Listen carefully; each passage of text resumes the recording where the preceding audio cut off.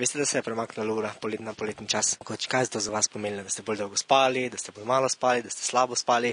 Da sem bolj malo spala, drugače pa ne vem, meni se to zdi nesmiselno, ker naj bi neki energiji pač ohranili pa pač prišparali, ampak ne vem. Bolj dolgo v bistvu.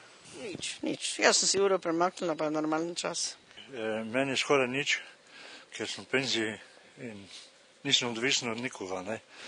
Ne od ure, pa nič. Ja, mogoče prvi dan dlje spiš, ne, pa se tako navadiš, pa je že skoraj isto. Kaj potem po vašem pravi razlog, da se sploh ura premika naprej za poletni čas za 1 uro? Ja, razlog naj bi bil, da bi energijo prišparali, ampak meni se ne zdi, da jo. Tega pa ne ve. Ja, po evropskem času, ne, je to. Mislim, evropski cajt, ne, to oni menjavljajo. Da se porabi manj elektrike, pa da je navidezno dan daljši.